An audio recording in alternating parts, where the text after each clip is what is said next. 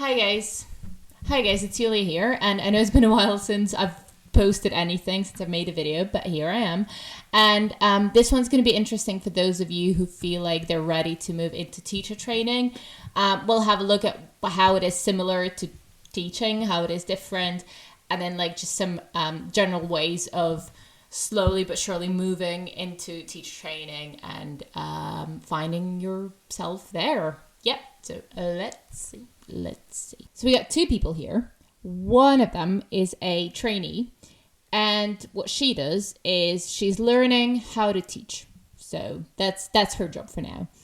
Another woman is a trainer, and her job is to teach how to teach. And although those two are quite different, there is some overlap, and we still do quite similar things. We still do some things are still the same for me as a trainer compared to me 10 years ago when I was a trainee. So let's look at those things. Let's focus on what is similar. Okay, go. So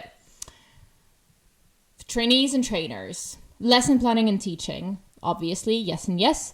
Giving and receiving feedback, yes and yes. Time management challenges, obviously. Reflecting on your practice, reflecting on what you see happening in other teachers' classrooms, obviously, yes and yes. And CPD, which stands for Continuous Professional Development, yes and yes. Now, we're going to look at how those are different for trainees and trainers, or like teachers and trainers. So let's see. Lesson planning and teaching. When a trainee does that, versus when a trainer does that. So for trainees, they do get a lot of help in lesson planning. So if you think like a CELTA trainee, a Delta trainee even, they still have that support from their trainer. So they don't have to do it all on their own. We also suggest materials, of course. As a course progresses, we want you to be more and more independent. But overall, if you're struggling, we will be like, oh, why don't you try this? Why don't you try that? So yeah.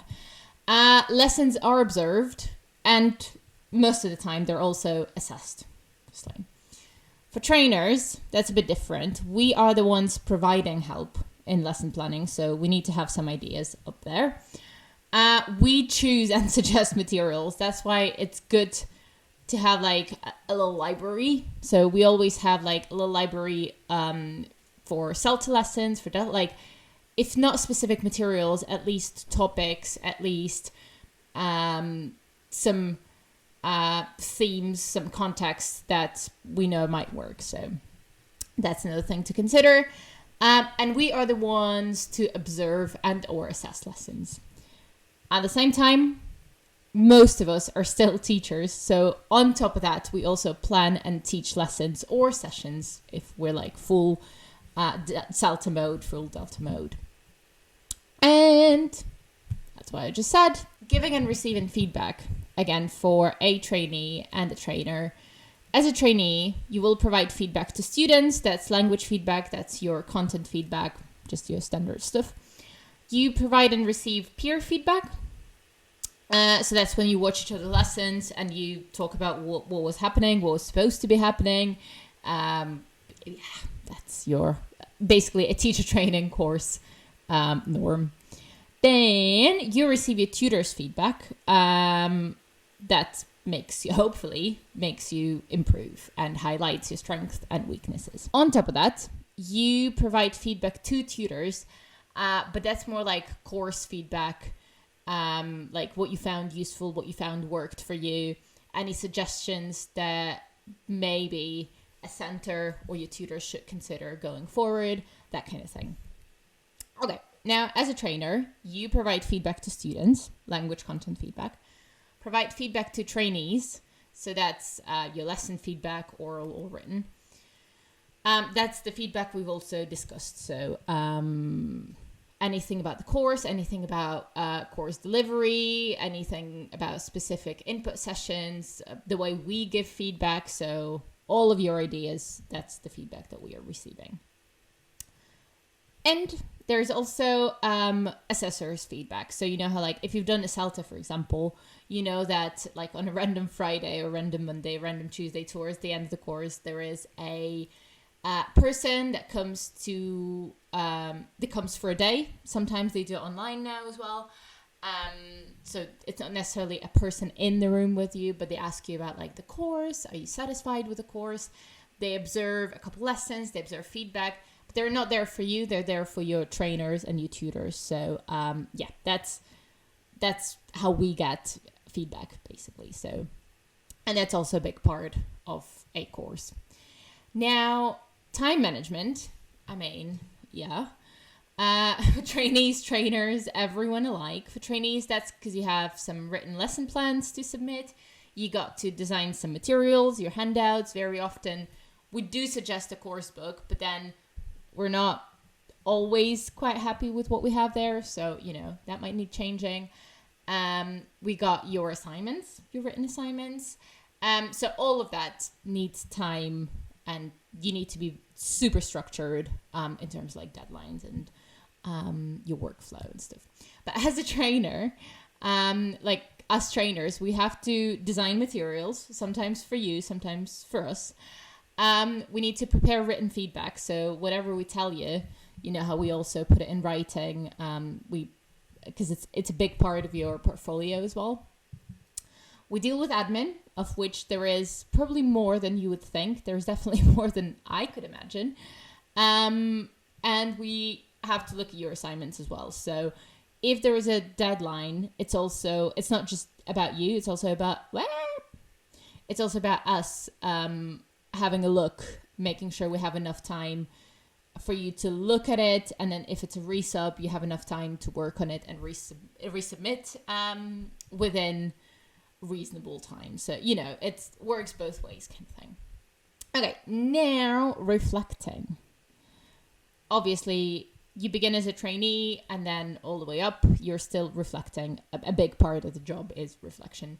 So, as a trainee, you obviously complete a self-evaluation sheet. Every lesson you learn, you think every lesson you teach, you also learn. You submit a sheet answering questions like, what did you like about today's lessons? If you were to teach this lesson again, what would you change and why? How did you address any of your action points? That kind of thing. So it's for you to like slow down after everything has happened, and then like, okay, how was it? And you think about like very specific questions, and it's meant more of like a guidance than. It's not to criticize you, and it's not for you to be hard on yourself. It's for you to be realistic. So, if you liked something, tell us about it. Reflective assignments as well. So if you think CELTA assignment 4, that's like when you reflect on everything you've done so far, and also what you're going to do next in life, where you see yourself short term, long term, what are your career options, stuff like that. You also observe your peers, and because you have to participate in feedback, you got to think about what's happening. And you also observe experienced teachers. And for those two, for peer observations and experienced teachers observation, you often get like a reflection task or observation task that you need to fill out as you watch the lesson. So that's supposed to like guide you through your reflections. Now, as a trainer, obviously, we observe other trainers delivering sessions. We observe other trainers delivering feedback. We meet with a course assessor, so that's the person that comes on a random day. And then like whatever any doubts that we have or any interesting cases. So whatever we're unsure of, that's that person there to help us as well. Because like obviously some things happen for the first time and we're like, oh, what do we do with this? So that's the person to ask for us. Okay, so there is that. In terms of CPD, obviously when you're a trainee, and if you think like CELTA as being your initial course, it never really stops. Like as a trainer, you still go to CPD events and like you still go to sessions and stuff. But let's have a look. So if you're a trainee, you obviously, or like fresh out of CELTA, when you're a new teacher, let's put it that way, you attend conferences, or just a teacher, attend conferences, you read like methodology stuff. You read magazines, you read books. You attend in-house CPD sessions. So most schools have this. There's usually like a whole program that is run by your in-house teacher trainers, or if it's a smaller school and you don't have a teacher training department, it could be people that your school invites, experts, or somebody who works for a bigger school, or like a trainer that comes and does those, or sometimes just like a more experienced teacher can do that. Observing experienced teachers, so like literally last week at my school we had a peer observation week where like teachers would like go and see each other teach, and that's great. As a trainer, what you can do, you attend conferences, but you also present at those. You read stuff, but you also write stuff. And I know like a lot of new teachers do that, and that's a great way of like finding your feet and just making sure you keep up with the industry. But also like when you're a trainer, that's a great way of sharing your expertise with people out there. You run those in-house CPD sessions. You attend the ones that you don't run, but then also you run some, and then you observe other tutors like we've just discussed literally on the previous slide. Now, how to transition from teaching into teacher training. What can you do? So you can offer support to new teachers. You don't have to have a million years of experience. Literally, if you've been there a year longer than somebody new, you already know a lot more about the school, about the students, about the routines, like about everything. So don't wait for them to come and ask you. If you see a lost new person in the staff room, reach out and help them. It will not go unnoticed. So, and that's also like a nice, there is no pressure. So you might see like, oh, do I even like this? Maybe you hate helping newer teachers, and that's fine. That means like training's not for you. But yeah, run an in-house CPD session. I cannot really imagine anyone saying no to that. Like if you volunteer, if you ask a person responsible for that, be it your academic director or director of studies, the person who you know puts those together. You might need some help and support, and if that's the case, they'll pair you up with someone, or they will be the person to offer you support. But yeah, just reach out and ask. It doesn't have to be like a revolutionary methodology method that you coined and you have to share with the world. Like you can focus on an activity. You can focus on even things like the emotional part of the job. You can do like an activity swap. So it doesn't have to be methodology heavy. It's just getting used to working with teachers as your students, because that classroom is a little bit different to what you're probably used to. So yeah, teaching in a variety of contexts. That means it doesn't mean that you have to like go to 25 different countries, and yeah, that doesn't mean that. But think about different ages, different needs. So as like anything from general to exam prep to ESP, like, I don't know, business English being the most obvious one, business, aviation, whatever you can think of, there is a niche for that. Try to get as much experience as you can. Yeah, because then that is going to help once you're a trainer. Become a mentor. So that's like, we've spoken about supporting new teachers. That's a step further. So that's when you have your teacher that you have to support, and you have to work alongside them, helping them lesson plan, helping them finding materials, observing their lessons. So that's your next step on formally being a teacher trainer. But there is no really, like, you can be a teacher trainer without like formal training, if that makes sense. So a teacher trainer is just an experienced teacher who supports others, and like who can be a mentor to other teachers. You only need like formal recognition for things like CELTA and Delta, but then like that's not what teacher training is about, you know what I mean? So yeah, even being a mentor is a great step towards that.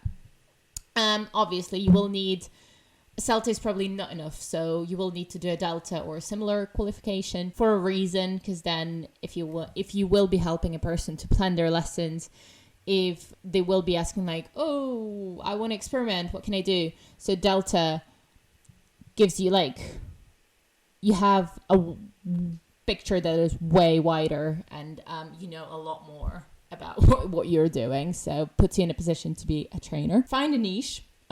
Most great teacher trainers, they have a thing that is their thing, be it phonology or lower levels or this or that. So yeah, think about ESP, could be a niche as well.